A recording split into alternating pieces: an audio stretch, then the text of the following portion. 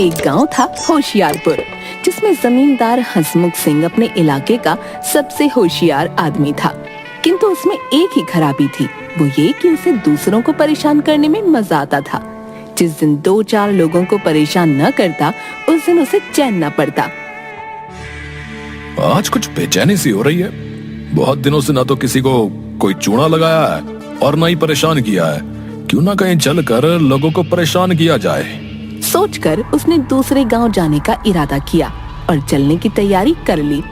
तभी अचानक उसने देखा, मेरी जेब में तो एक फुट्टी कौड़ी नहीं है। अब क्या किया जाए? तब कैसे उल्लू बनाऊंगा लोगों को? अरे सुनती हो? अरे घर में कोई चीज है जो मेरे काम आ सके? अब आपके इस ठगी के काम के लिए कोई पैसे तो मेरे पास है नहीं। सेर भर घी होगा, इसी को बेचकर अपना काम चलाओ। अरे हट पगली, सेर भर घी क्यों खराब किया जाए? हैं? पाव भर काफी है। एक काम करो, एक मटकी में गले तक मिट्टी भर लो, ऊपर से पाव भर घी थोप दो, फिर मटकी घी से भरी भरी दिखने लगेगी। अरे वाह मेरी कमला रानी, तू तो मेरे साथ रहकर खूब चतुर हो गई है। सही कहा, तुम जैसे कंजूस और ठग के साथ रहते रहते ऐसे ही कामों में दिमाग चलने लगा है मेरा। उसके बाद हंसमुख ने मिट्टी से भरी मटकी में ऊपर से थोड़ा देसी घी थेप कर मटकी हाथ में लेकर दूसरे गांव की ओर चल पड़ा। दूसरे गांव में गली, बाजार और मोहल्लों से होते हुए वो एक सुनार की दुकान पर जा पहुंचा। उसने देखा दुकान पर चांदी की मूठ वाली एक सुंदर तलवार लटक रही है। तलवार देखकर हंसमुख जी की आंख ललचा गई। वाह क्या चीज है ये तलवार, तो हंसमुख के पास ही जचेगी। बात करनी चाहिए, सौदा पट जाए तो मजा आ जाएगा। कौन हो भाई? इस गांव के नहीं लगते हो? भाई लाला, तलवार कितने की होगी? अपनी गंजी खोपड़ी को खुजलाते हुए लाला जी बोले, तलवार तो सस्ती है, लेकिन तुम कहां से आए हो और इस मटके में क्या है? लाला जी, इस मटके में गांव का शुद्ध देसी घी है, एकदम ताजा घी। घी देखकर लाला के मुंह से लार टपक पड़ी और लाला बोला, देखो भाई, ये तलवार भी शुद्ध चांदी की है। इसे बनाने में भी बहुत पैसा लगा है, मगर मैंने देखा कि तुमको ये तलवार बहुत पसंद है, तो ले लो। तुम्हारे इस घी के बदले मैं अपनी तलवार तुम्हें देता हूँ। हंसमुख को उम्मीद न थी कि सौदा इतना सस्ता पड़ जाएगा। उसने तलवार को म्यान से निकाला और खूब अच्छी तरह देखभाल कर फिर म्यान में खोस दी। इस सौदे के कारण दोनों की जान पहचान हो गई। लौटते हुए लाला जी बोले, हंसमुख, अगली बार आओ तो जितना हो सके उतना घी साथ लेते आना। बदले में अपनी पसंद की कोई भी दूसरी चीज लेते जाना। अगली बार भाभी के लिए ऐसी अंगूठी बना दूंगा कि जिंदगी भर तुम्हारी गुलाम बन के रहेगी। अच्छा ठीक है, अगली बार बड़ी वाली मटके लाऊंगा। कहकर हंसमुख चल दिया। उसे डर था कहीं उसके रहते भंडा न फूट जाए। वो फुर्ती से निकल गया। वापस लौटते हुए जब वो जंगल में पहुंचा तो सोचा, चांदी की तलवार तो सस्ते में मिल गई, क्यों ना तलवार की परीक्षा की जाए। उसने तलवार को म्यान से निकाला और जोर से एक पेड़ के तने पर दे मारी। पेड़ पर लगते ही तलवार मिट्टी बनकर जमीन पर बिखर गई। देखकर हंसमुख का मन खराब हो गया। वो बोला, अच्छा तो अच्छा वाला काटा है हंसमुख तेरा। वाह रे लाला, तू तो मेरा भी बाप निकला। उधर लाला जब घर पहुंचा, कहाँ हो भाग्यवान? आज बाजार में एक आदमी आया था, उसको बड़ा अच्छा उल्लू बनाया मैंने। क्यों, आप लोगों को ठगते हो? किसी दिन आपकी ये हरकत किसी को पता चल जाएगी तो आप उसी बाजार बिना कपड़ों के नजर आओगे। क्या कुछ भी बोलती हो? देखो मैं क्या लेकर आया हूँ, गांव का शुद्ध घी। मगर जैसे ही उसने मटकी खोली और एक पलटे से घी निकाला, उसमें थोड़ा सा घी और बाकी मिट्टी सामने दिखी। अरे ये क्या? मटकी में तो मिट्टी भरी पड़ी है। ये क्या? इसमें तो मिट्टी भरी है और वो तो आपको उल्लू बना गया। इमली ये देखकर खूब हंसने लगी। लाला तो मन ही मन उसकी अक्ल की दाद देने लगा। ये तो मुझसे भी ज्यादा अक्लमंद निकला।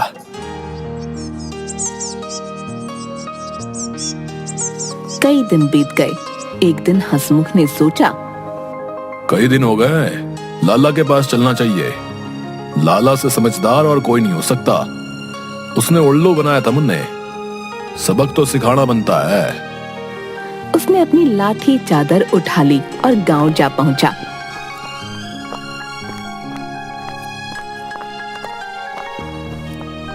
लाला जी अपनी दुकान पर जमे थे। हंसमुख को देखते ही उठकर स्वागत किया। अरे आओ आओ हंसमुख भाई, कहो हंसमुख जी, तलवार कैसी लगी आपको? लाला जी, चीज तो लाजवाब थी, बहुत उम्दा चीज रखते हो, लेकिन घी में भी खूब स्वाद आया होगा। लाला जी को हंसी आते आते रुक गई और बोले, गांव के शुद्ध घी में स्वाद ना आए तो लोग गांव से घी क्यों मंगवाएं हैं? लाला जी ने हंसमुख को प्रेम से अपने पास बिठा लिया, उठकर चिलम भर ली और बोले, हंसमुख जी, अब तो 2-4 दिन यहीं रहो। हंसमुख ने बात मान ली।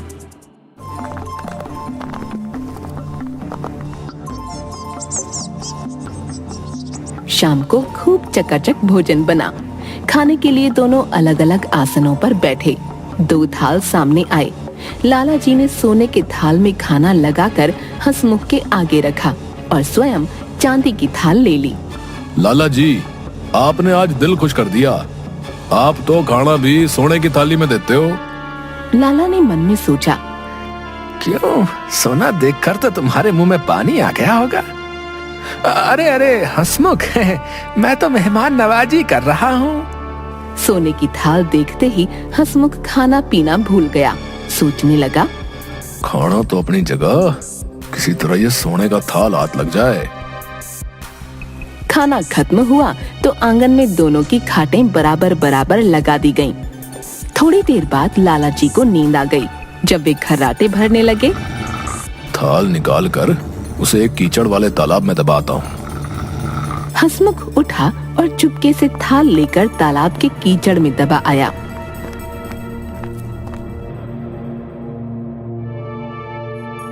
आधी रात को लाला जी की आंख खुल गई तो देखा, थाल गायब है। जालिम ने कमाल कर दिया, रातों रात काम बना लिया। हंसमुख के जूतों पर तालाब की कीचड़ लगी थी। उन्हें समझते देर न लगी। थाल तालाब के कीचड़ में दबाया गया है। हंसमुख जब नींद में पड़ा रहा, लाला जी कीचड़ में दबे थाल को निकाल लाए। सुबह आंख खुलने पर हंसमुख ने वापस लौटने की जल्दबाजी की और बोला, मुझे आज जल्दी ही चले जाना था, लेकिन आंख नहीं खुली। कोई बात नहीं, खाना खाकर चले जाना, इतनी भी क्या जल्दी है। कहकर लाला जी ने उसे रोक लिया।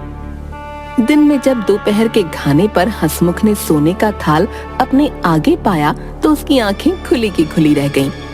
लाला तो बड़ा धनवान मालूम पड़ता है। लाला जी, आपके पास तो ऐसे कई थाल होंगे। ना ना, एक ही थाल है, वो भी बहुत पुराना हो चुका है। लाला का उत्तर सुनकर हंसमुख ताड़ गया। लाला भी कम उस्ताद नहीं है, वो रातों रात थाल तालाब से निकाल लाया है। उसके चेहरे पर थाल के निकल जाने का दुख था, लेकिन अपना दुख उसने जाहिर न होने दिया। अब वे एक दूसरे को अच्छी तरह जान गए थे। थोड़ी देर बाद लाला जी हंसमुख से बोले, हंसमुख, भलाई इसी में है कि हम आपस में मिलकर काम करें। कहीं परदेश चले जाएंगे तो कुछ कमा ही लेंगे। तुम्हारी और हमारी अक्ल भी एक जैसी है, इसलिए हम बड़े बड़े काम आसानी से कर सकते हैं। सोच विचार कर हंसमुख बोला, जी मंजूर है। हम लोग कहीं दूर देश चलें, जहाँ कोई हमें न जानता हो। बात पक्की हो गई और अगले ही दिन दोनों परदेश के लिए निकल पड़े।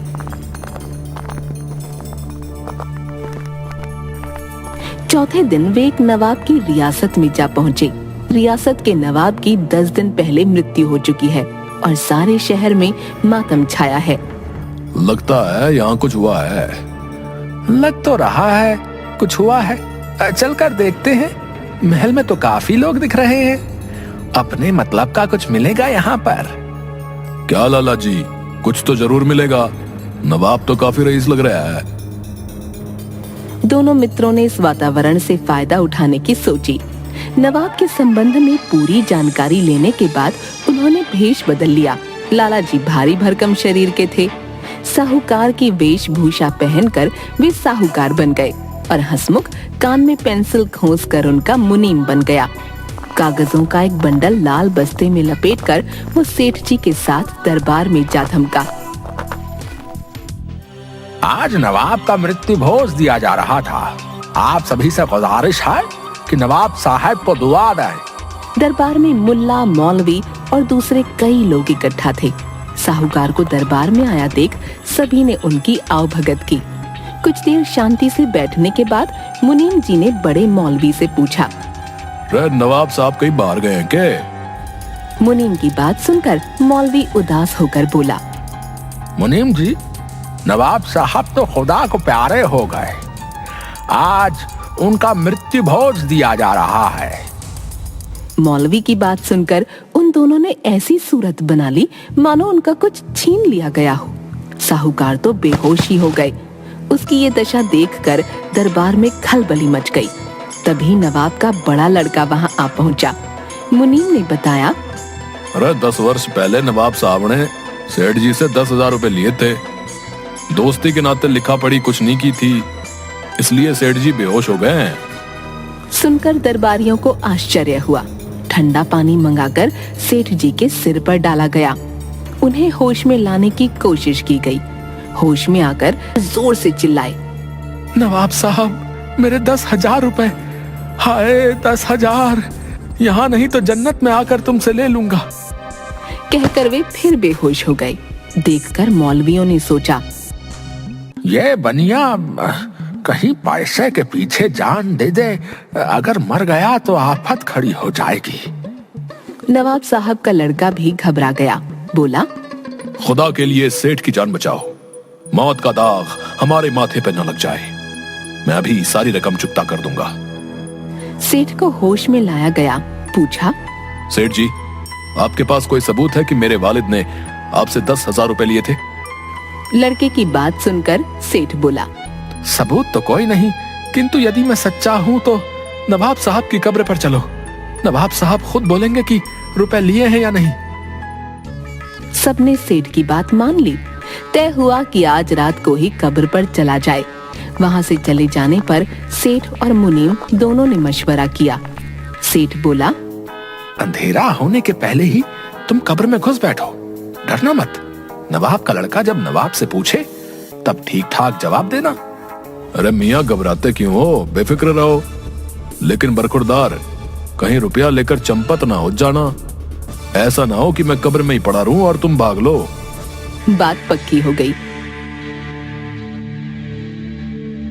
आधी रात के समय नवाब की मजार पर सारे शहर के लोग इकट्ठा हो गए। कब्र के किनारे एक तरफ सेठ जी खड़े थे, दूसरे किनारे नवाब के साहबजादे आकर खड़े हो गए। कब्र पर झुककर साहबजादे ने पूछा, अबू जान, ये साहूकार बोल रहा है कि आपने इससे 10,000 रुपए उधार लिए थे। हाँ बेटे, कुछ वर्ष पहले सेठ जी ने मेरी मदद की थी। तुम उन्हें 10 के बजाय 15,000 रुपए दे दो। उनका एहसान मैं आज भी नहीं भूल सकता। सुनकर लोग सन्नाटे में आ गए। सेठ जी सच्चे साबित हो चुके थे। जल्द ही 15,000 की थैली सेठ जी को सौंप दी गई। 15,000 लेकर सेठ जी के कदम जमीन पर नहीं पड़ते थे। मन में स्वार्थ तो भरा ही था।